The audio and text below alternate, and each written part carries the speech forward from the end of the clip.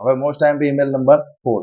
So send an email on behalf of Nirali 210@gmail.com to our school teacher asking the permission for 1 week leave for school valid reason.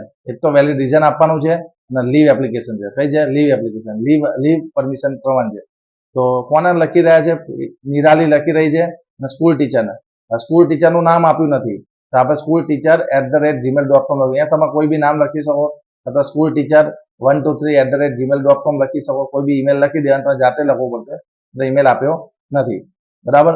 Leave application આમાં email કોણ લખ્યું? નિરાલી. તો from કઈ લખવું હોય તો આ નિરાલી 210@gmail.com તમે લખી શકો. એ ફોર્મમાં લખવું હોય. ફોર્મમાં લખવું હોય તો પણ આપણે લખવાનું નથી.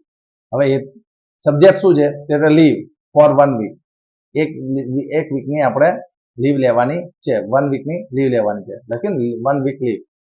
Respected teacher, I am Nirali. હું નિરાલી છું. I am writing this. હું આ પત્ર શાના માટે લખી રહ્યો છું? આ email ask for the 1 week leave from the school. School પાસેથી, સ્કૂલમાંથી 1 વીકની લીવ જોઈએ છે. એનું રીઝન શું છે? એનું રીઝન આ છે કે my elder brother getting married. મારા મોટો ભાઈ છે, એના મેરેજ થવાના છે નેક્સ્ટ વીક.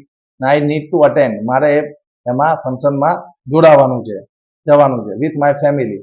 તો આઈ પ્રોમિસ. મને આશા છે કે to complete all my miss homework. હું તમને પ્રોમિસ આપું છું કે મારું જે બધું જે હોમવર્ક બાકી હશે એ હું પૂરું કરી દઈશ. અને વન્સ આઈ રિટર્ન, હું જ્યારે પાછી ફરીશ તો પ્લીઝ ગ્રાન્ટ મી. અને વન્સ આઈ રિટર્ન, જ્યારે હું પાછી આવું ત્યારે બધું તમારું હોમવર્ક પૂર્ણ કરીશ. Please grant me the leaves from the Monday to Friday. મને અઠવાડિયાની એટલે મંડે ટુ ફ્રાઈડેની મને લીવ મને મંજૂર કરો. યોર ઓબેડિયન્ટલી નિરાલી.